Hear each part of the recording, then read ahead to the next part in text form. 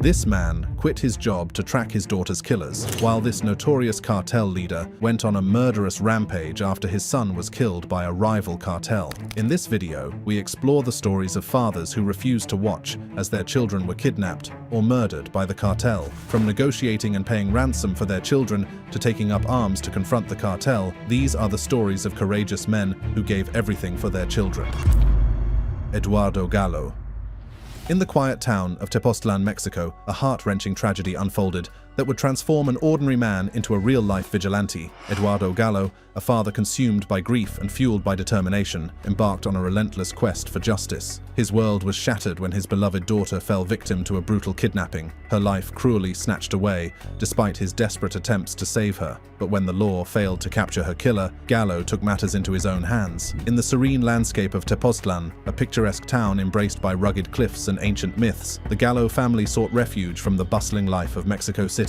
It was here, in their weekend home, a sanctuary of memories and joy, where the unthinkable would occur. Eduardo Gallo, a successful consultant, never imagined that his life was about to be torn apart. On a fateful day in July 2000, the Gallo family was struck by a calamity that would forever alter their lives. Paola Gallo, a vibrant 25-year-old with an infectious smile and a zest for life, vanished without a trace. The silence of the house screamed the unspeakable. Their daughter had been kidnapped. As the sun set on that harrowing day, the kidnappers made their demands known. They wanted a ransom, and they wanted it fast. Eduardo Gallo, driven by a father's love, scrambled to gather the sum of $18,500 and a collection of jewelry, a small price to pay for his daughter's safety. With trembling hands and a heart heavy with dread, he complied with their demands, clinging to the hope of Paola's return. But hope turned to despair when, just a week later, Paola's lifeless body was discovered, discarded callously, her future stolen by 2 fatal gunshots. The authorities moved quickly, apprehending 3 suspects in connection with the heinous crime. But the actual gunman, the one who pulled the trigger and extinguished Paola's bright flame, remained at large. The justice system, overwhelmed and riddled with corruption, seemed incapable of delivering the justice Paola deserved. With the case growing cold and justice slipping away, Eduardo Gallo made a vow. He would not stand idly by while his daughter's killer roamed free. Closing his consulting firm, he embarked on a journey that would transform him from a grieving father to a tenacious seeker of truth. The year that followed was a testament to a father's love. Eduardo Gallo delved into the criminal underworld of Mexico, a place where up to 90% of kidnappings go unreported. He pored over cellular phone records, chased down leads, and pieced together the puzzle of his daughter's final days. Armed with nothing but his intellect and an ironclad will, Gallo turned his analytical mind towards the intricate web of phone records and witness statements. He spent countless hours, days turning into weeks, meticulously mapping out the connections between the suspects and their known associates. His home, once a place of family gatherings and laughter, was now a command center for his one-man investigation.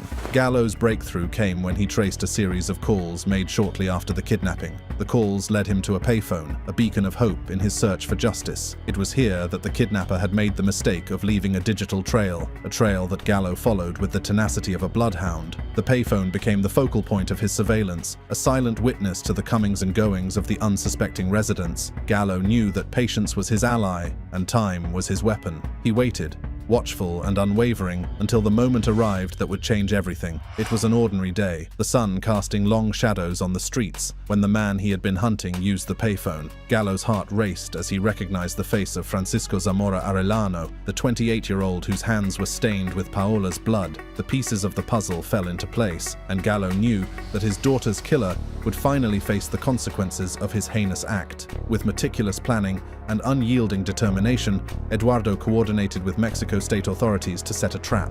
Arellano was captured without incident. In the interrogation room, the walls closed in on Arellano. Faced with the evidence that Gallo had so meticulously gathered, the gunman's resolve crumbled. He confessed to the crime, his words a cold testament to the brutality of his actions. Eduardo Gallo, the man who had refused to let his daughter's memory fade into the darkness, had achieved the impossible.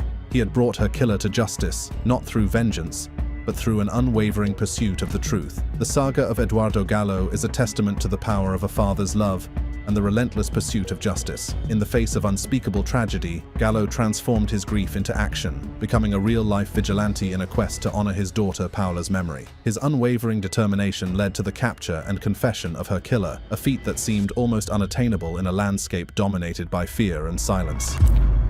Manuel Torres Felix. In the shadowed valleys of Sinaloa, a land woven with tales of power and peril, the death of Atanasio Torres Acosta, son of the notorious Manuel Torres Felix, also known as LM1 or El Ondeado, sent shockwaves through the heart of the Sinaloa cartel. This tragic event not only marked a pivotal moment in the cartel's violent saga, but also unleashed a torrent of vengeance and chaos that would reverberate across Mexico. The sun had barely risen on the 18th of April 2008, when the streets of Culiacan, Sinaloa, echoed with the sound of gunfire, a sign of the chaos that would soon engulf the city. Atanasio Torres Acosta, the 20-year-old son of Manuel Torres Felix, was mercilessly gunned down in an ambush that left the Sinaloa cartel reeling. The assailants, purportedly from the rival Beltran Leyva cartel, not only snatched a son from his father, but also ignited a fuse of unbridled rage and retribution. However, the death of Atanasio would not go unanswered. Felix is said to have gone crazy after his son was killed. His crusade of vengeance not only targeted his son's killers, but also served as a stark warning to anyone who dared challenge the cartel's dominance. His son's killers were abducted and taken to his house, where they were tortured to death. The violence that ensued was not just a father's heartbreak made manifest, it was a strategic move to reassert control and instill fear. As the cartel's enforcers, known as sicarios, took to the streets, the collateral damage was inevitable. Innocent bystanders and rival gang members alike fell victim to the escalating conflict. The once covert operations of the cartel were thrust into the public eye as the brutality of the drug war spilled over into the daily lives of Sinaloa's residents. The death of Atanasio Torres Acosta did more than just trigger a spate of violence. It exposed the fragility of the criminal empires that had long operated in the shadows. The Sinaloa cartel, despite its vast power and influence, was not immune to the destabilizing effects of personal loss and retribution. The incident served as a grim reminder that in the world of organized crime, the lines between the personal and the professional are thin. His reign of terror, however, was not to last. In the early hours of the 13th of October, 2012, the community of Oso Viejo in Culiacan became the stage for his final stand. In a fierce gun battle with the Mexican army, Torres Felix met his end. His death was as violent as the life he led, his body riddled with gunshot wounds, a stark end to a chapter in the cartel's blood-stained history. The aftermath of the shootout was telling. The military seized an arsenal of weapons, ammunition, and other materials, a testament to the warlike operations Torres Felix had been running. He had been a linchpin in the Sinaloa cartel, a key figure in the drug trafficking empire that El Mayo and El Chapo had built. Fear gripped the heart of Sinaloa as the public braced for each new act of retribution, each new headline detailing the horrors unfolding on their doorsteps. The Mexican authorities, already locked in a seemingly endless battle against the cartels, were forced to double down on their efforts. Checkpoints mushroomed across the region,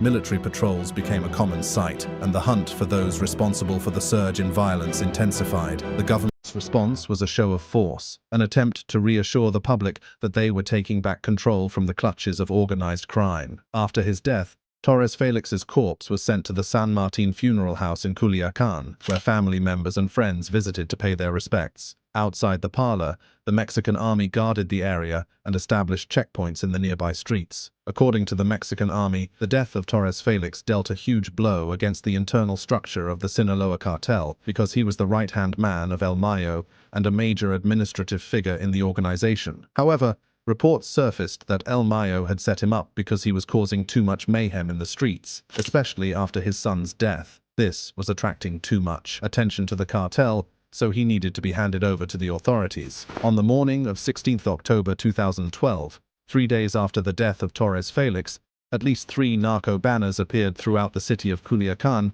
denouncing El Mayo of betraying and setting up Torres Felix to be killed by the Mexican army. Hipólito Mora. In the heart of Michoacán, a state ravaged by the iron grip of the Knights Templar cartel, a man rose from the ranks of ordinary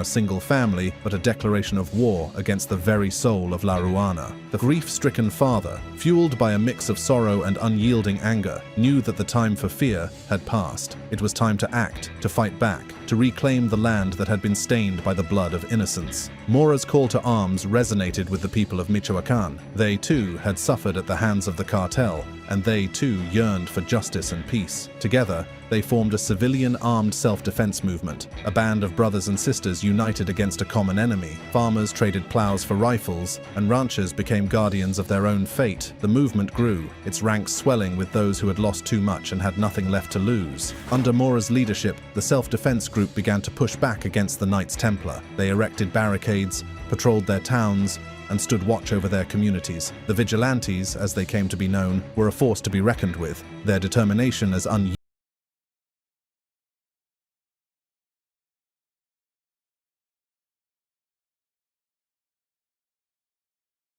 in Michoacán, the vigilantes were heroes, the only glimmer of hope in a landscape darkened by corruption and violence. The battle was not just fought with bullets and bravery, it was also a fight for the hearts and minds of the people. Mora and his fellow leaders worked tirelessly to maintain the moral high ground, to ensure that their cause remained just and their methods honorable. They sought to protect and serve, to restore order where chaos reigned, and to bring a sense of normalcy back to a region that had been held hostage by fear. As the self-defense movement gained momentum, the cartel's grip began to loosen. Stories of their retreat from towns and villages started to emerge, whispers of hope that grew louder with each passing day. The vigilantes had done what many thought impossible. They had driven the Knights Templar out of Michoacán. The people rejoiced, their cheers echoing through the streets as Mexican troops finally arrived to support the movement that had taken a stand when no one else would. The vacuum left by the Knights Templar's retreat did not remain empty for long. Other cartels, hungry for power and profit,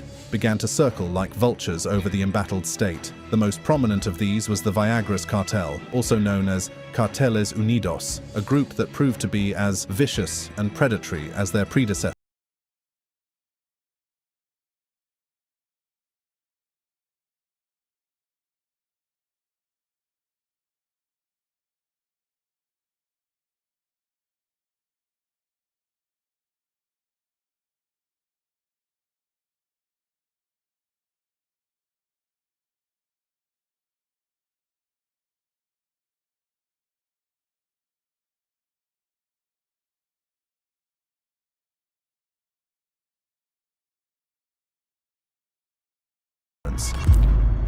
El Chapo. On a seemingly ordinary evening, the serene ambiance of La Leche restaurant in Puerto Vallarta was shattered. A group of men, enjoying the coastal city's nightlife, became the center of a dramatic abduction that would capture the world's attention. Among them were Jesus Alfredo and Ivan Archivaldo, the sons of El Chapo, dining unsuspectingly when armed assailants stormed in. The precision of the strike suggested a well-orchestrated plan, executed with a clear target in mind. Witnesses reported the surreal calmness of the gunmen as they gathered the patrons at the point of assault rifles. The Guzman brothers, along with 4 other men, were whisked away into the night, leaving behind a scene devoid of the usual signs of cartel violence. No shots, no bloodshed, just an eerie silence. The brazen nature of the kidnapping in a public venue frequented by tourists sent shockwaves through the public and law enforcement communities alike. Speculation was rife that the Jalisco New Generation Cartel, CJNG, known for their bold tactics,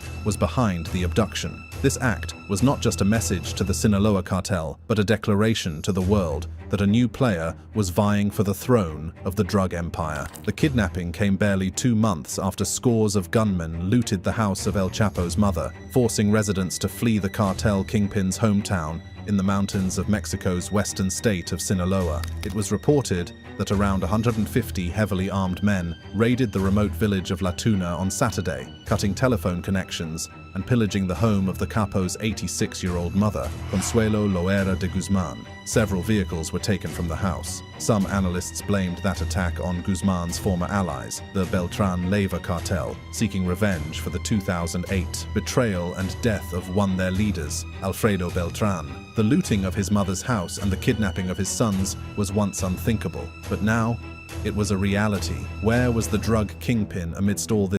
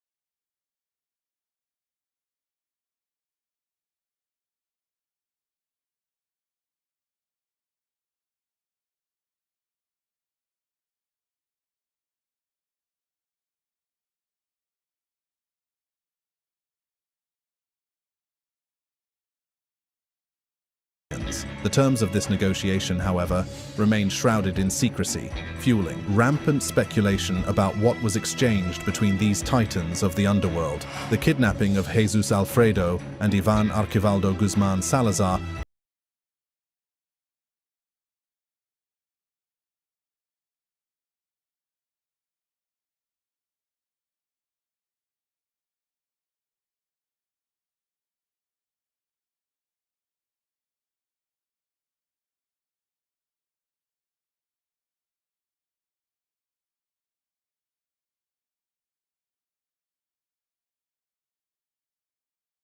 incident.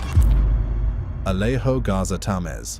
In the heart of northern Mexico, where the lawless reign of cartels casts a shadow over the land, one man's unyielding spirit became a beacon of defiance. Alejo Garza Tamez, a name now synonymous with valor, faced an ultimatum that would chill the bravest of souls. When a ruthless cartel threatened to seize his cherished land, this septuagenarian rancher made a decision that would etch his story into the annals of legend. With a courageous one-man resistance, Alejo Garza Tamez stood firm, ready to defend his home and legacy against an enemy armed to the teeth. Deep in the rugged terrain of northern Mexico, where the earth tells tales of toil and triumph, there lived a man whose very essence was intertwined with the land he called home. Alejo Garza Tamez, born in the year 1933 in the quaint town of Allende, Nuevo León, was a man of the soil, a man whose hands had shaped his destiny as firmly as they had tilled the land. His life was a testament to the values of hard work and integrity, values instilled in him during his upbringing in the wooded hills of Nuevo León. Alejo's father, a sawmill owner,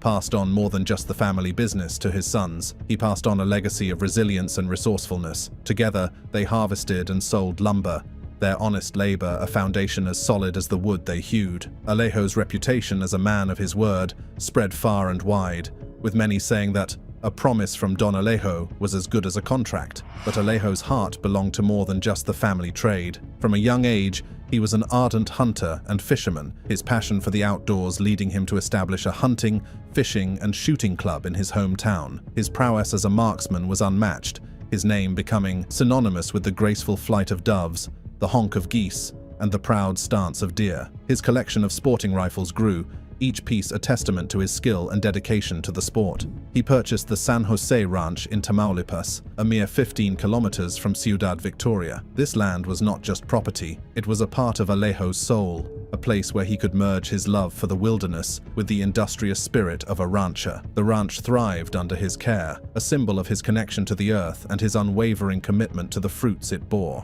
However, tragedy struck on the 13th of November 2010, when members of the Los Zetas cartel demanded Alejo vacate the ranch within 24 hours or face certain death. The threat was clear, but Alejo Garza Tamez was not a man to be intimidated. At 77 years of age, he had faced many challenges, but none so dire as this. The cartel, seeking to expand their nefarious cocaine and marijuana routes to the US border, saw Alejo's land as nothing more than a piece to be claimed in their game of dominion. Alejo, however, saw his land as his legacy, a legacy he was not willing to surrender without a fight. He dismissed his workers, ensuring their safety from the impending storm. The ranch, once a place of life and labor, became a fortress, a stronghold against the encroaching evil. Alejo gathered his arsenal, his beloved rifles and ammunition, and prepared for the siege. He placed his weapons strategically, a sentinel in every window, a guardian at every door. It was close to 4 a.m. on Sunday when the distant sound of roaring engines came to his ears. The cartel members drove onto his property in large trucks,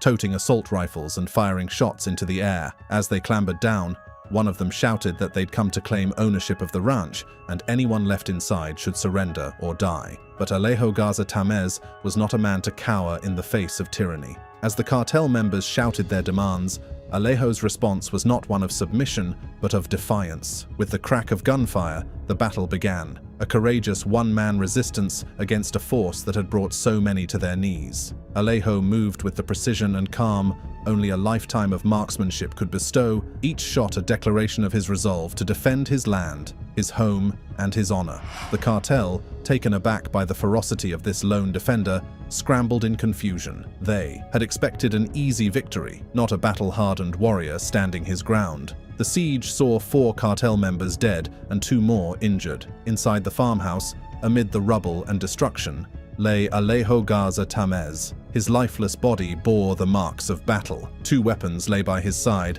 silent witnesses to his last stand. The rancher, who had faced down the cartel's threat, had paid the ultimate price for his bravery. If you enjoyed this video, click on the boxes playing on your screen to watch similar content.